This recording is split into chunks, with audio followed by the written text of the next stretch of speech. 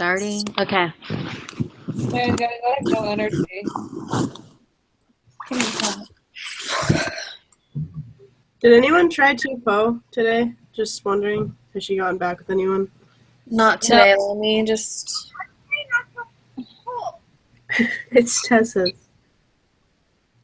Let me see. Alright. There's a straight up Hangouts app that Roxanne can download. It's freaking easy. Yeah, Roxanne, Kenna says download the app. But she said to download the app. Okay. Alright, we're gonna start. Okay, Roxanne. Okay. Does anyone have the questions ready? Oh, yeah, I can. Yeah. Okay. Okay. Okay, first question. What power do these women claim that women have? Can you repeat that? What power do these women claim that women have? Um, I think first like one? they say that they have like kind of the power to kind of get their way through beauty. Yeah. Kind of control men. Yeah. Yeah. That first author, Barbald, I think. Sorry, Roxanne, if you can't see. It's okay. That first author, like, I tried looking up a lot of, like, how to understand that poem better. And yeah, it just seemed like, I have sick brain right now, so I feel like half of what I'm saying is rambling. I'm kind of sick too. But My head's on. But pretty much, like, she just talked about how, like, a lot of the virtue, like, the values that women have, like, grace and, like, exterior beauty and softness and meekness and mildness, like, you can use those in a way to get what you want. But she kept contradicting herself because she's like, these are, like, reasons that men think women are weak, but let's use them to, like, get on top. So I don't know. Yeah. I thought she went against herself kind of a lot. She did. Which was kind of strange. And she was also saying, like, I mean, the whole poem is called The Rights of Women. And Yeah. then the last line in her poem, it says, separate rights are lost in mutual love. And so she's just like, and in my understanding, it just seems like, well, it should be that they're found in mutual love. And I don't know what I'm trying to say right now, but I'm agreeing with you. She contradicted herself. So, And, like, the first paragraph, it says, resume thy native empire or the breast. And so, like, from what I found out, like, by them saying breast, it meant, like, heart or, like, emotion. And so kind of saying, like, take control, but, like, emotionally. And so I think that it's saying that, like, women have that ability to maybe not, like, physically take over, but they have the ability to in people's hearts. Yeah. I think, what was the question again? What power do women claim that women have? Do these women claim that women have? Well, hold on. The second one was saying that it was Wollstonecraft. She was saying that women don't really have any power until they're educated, or that the only power that they have is over men until they're educated, and then they can actually be an addition to society. Yeah. And she even claims, like, yeah, women right now are inferior because they don't have necessarily the rights to, like, have an education, you know? Yeah, which I think that would be for either sex, you know, whoever isn't educated, then, I mean, what kind of influence are they going to have, or rights, or she used the word ignorance, you know? Yeah. You know, whoever is uneducated, whether it be man or female, you know, are going to be ignorant. It's not just women. So I think the issue was more education to her than about sex. Yeah. And because it was so like women are in the household, that's why she was like, yeah, like anyone who's in the household all day and not able to go out and get educated, yeah, duh, they're going to be inferior. But that doesn't mean that women don't have like the ability to be equal or There she is. more. Yeah. I think a reason as well that, like, I read a book by her. Like, I liked her as an author. But I think part of the reason that, like, I feel like there's a lot of authors that are just kind of like, they seem like crazy and they're ranting about, like, feminism, like one of those authors we read last week. But she, like, makes it a point that she's like, I'm not trying to change everything. Like, I'm not trying to say that women need to be on top or anything. Like, I'm saying it's okay how it is, but, like, if we were to do this, then this and this and this. And I think because she's willing to do that, like, we're more willing to listen to her and what she has to say, you know? Yeah. Which one are we talking about? I'm sorry. The second author. Okay. Stonecraft. First question, second author. Okay. Okay, should we move on to the second question? I have to be leaving at 5:00. Okay. Just so everyone knows. Okay. How is beauty a benefit or a hindrance for women in these writings? We kind of went over that. Yeah, So- the benefit is that they get control over a man and they get kind of status with their beauty in their society or whatever. Is the other one hindrance? Yeah. Like, how does it hinder them? Kind of makes them seem dumb.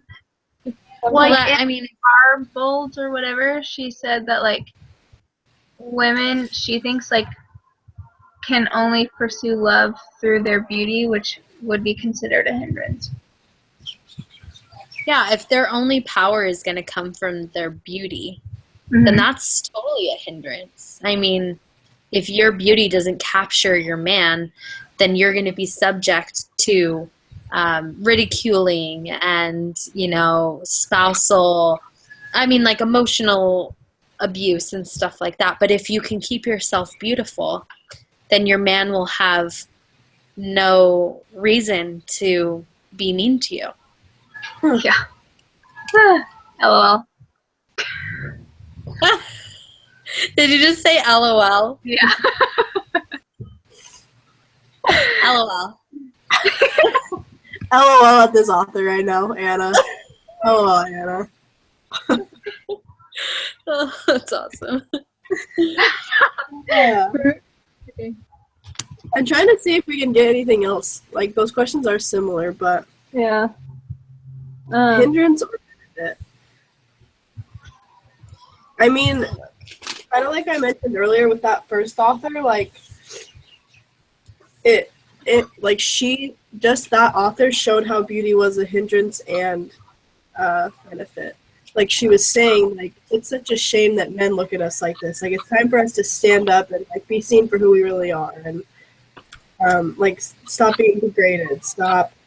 But then she's like, okay, but the way we're going to do that is we're going to use our beauty. We're going to use all these little feminine traits that we have in order to get on top and, like, take control. And then she goes on to say, like, yeah, and we're not going to, like, it's not going to be lasting. Like, men are going to take back power, and, like, women, they don't have the ability to try to find the quote. But it'll say, it says, subduing and subdued, thou shalt soon find. Pretty much she says that, like, even if women get control and they use those weapons to get on top, that men are going to take it back anyway.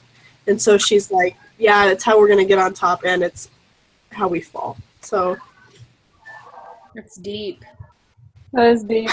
it's deep, bro. LOL. LOL, Anna. Okay.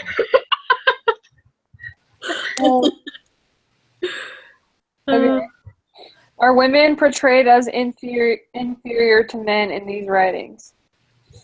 Well, we already answered that. Yes and no, because if you're beautiful enough, you can be the dominant. No, you can't. You can't. Never mind. That's not what they're saying. I lied. LOL. They Well, are I mean, saying like, I that, kind of know what you're saying. yeah, they When, are like, saying that it has a If a power woman is over. beautiful enough, they can, like, control their husband or, like, have authority in the relationship or whatever. But it would still be, like, the men. I don't know. That are in control. The woman just seems more relevant or Important. valid if she's beautiful. Yeah. She's beauty. Uh, She's great. If she's beauty. United States. She's a beaut. She's a beaut. What was that question? Are women portrayed as inferior to men in these writings? I say yes, even just from the start of that first poem. Like, Yeah. she's like, stand up. Like, it's time to. She's like, we're degraded, we're scorned, we're oppressed. Oh, and another thing was like, so that third line of that first poem, it says, "Oh, born to rule in partial laws despite." From like the analysis that I looked up, it talked about how that kind of translates to like it's our destiny to rule, even though like really turned against us.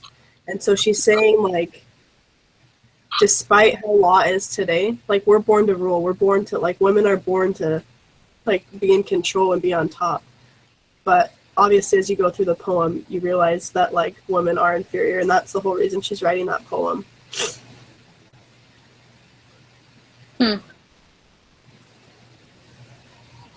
Yes. Okay. Yeah. Do women need to rely on men in these writings? That first poem, I don't think they want to, but then it kind of turns out that like women can't be in control. Like she goes on to say that like they're gonna need men in the end, and men are gonna take that control anyway. So do they need to rely on them? Like they don't want to, but yeah, in the end, she says that they need to. Yeah, I agree. Yeah. I am not as clear on Wollstonecrafts. Yeah, it's I because think things were freaking long. that. Go ahead. No, I'm not saying anything. I'm just saying, yeah, it's because those things are long. You're like, don't get yeah. your. I think that with the second one, that I think that she's kind of implying that women do need to rely on men, at least for the transition period of women becoming more educated and valuable members of society. Like they can use that oppression for their good and for momentum, I guess. Do you get what I'm saying? Like Yeah, the totally. education of men can benefit them as they are becoming more educated. Yeah, like Yes. it's almost like a motivating factor to them. Like it's Yeah. it's like a bar to reach. Yeah, and I don't think it's like a huge one. They're not hugely relying on men, but I think that, you know,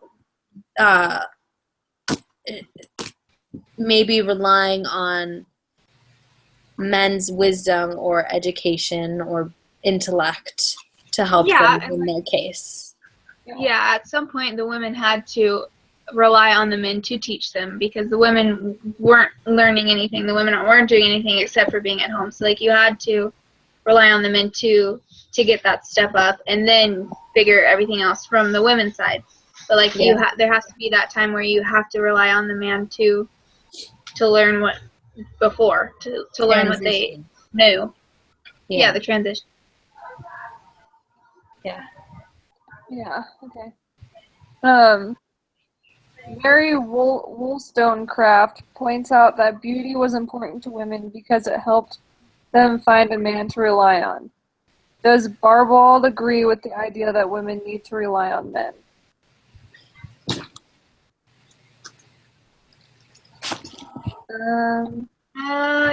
Yeah. Well, like by the ending line of her poem where it says that separate rights are lost in mutual love, I think she's almost saying that both women and men need to rely on each other, sort of. But maybe that's just my own ideas coming out of my own head. I think maybe I'm looking at it at a more negative standpoint than you, but I think that last line is strange to me because she's saying either rights or love. That's what I see it as. Yeah. Like, right, you either have rights or you have love, but you can't have both. Yeah, I see that. I Oh. think that's what she was saying, young Anna here. But I think that's what she was saying with, like, by that last line of the poem. It says, like, all these rights that we have the potential to get, like, they're gone once we have mutual love, you know? Yeah.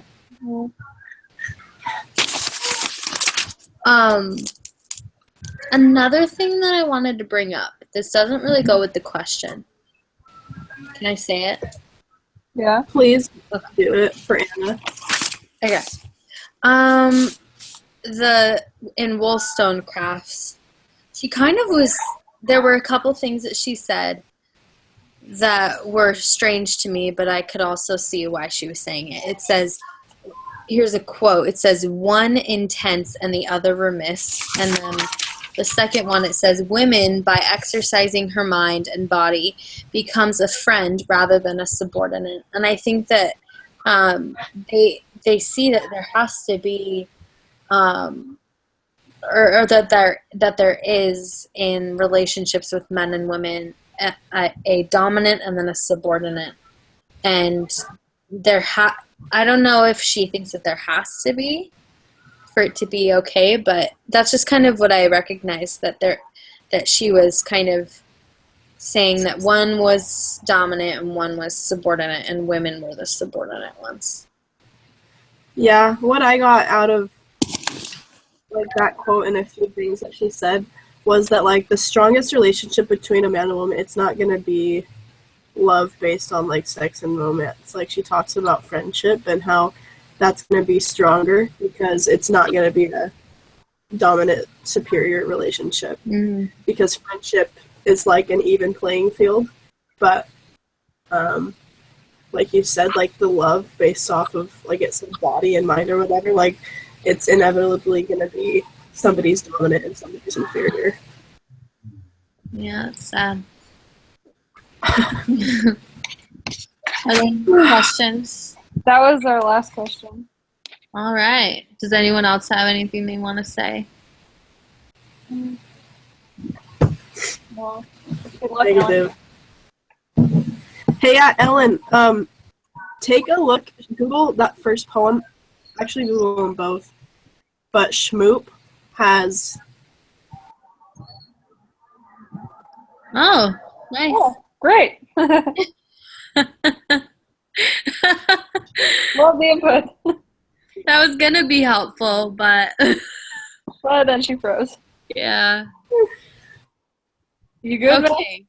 Oh, we lost you there, right when you said schmoop. Oh, I said you should hit up Schmoop. It's got some analysis stuff and it gives you tons of quotes that'll help a lot. Okay. Schmoop. I'll remember that. Okay, yeah, just Google the title and then summary, and then it kind of helps you analyze it a little bit better. Schmoop. All right. All right. Thanks, guys. Merry almost Christmas. So we'll talk tomorrow. Yes. Tomorrow? Yeah. What time? 4:30 again? Okay. Or 5? Or It what? might have to be. Oh. So I have work, but I get off at 9 here, which is, could it be 6? I can do Probably. 6. But I have to be done at 6:30. That's fine. All right, 6:30. Okay, thanks guys. Bye. Bye, guys. Bye.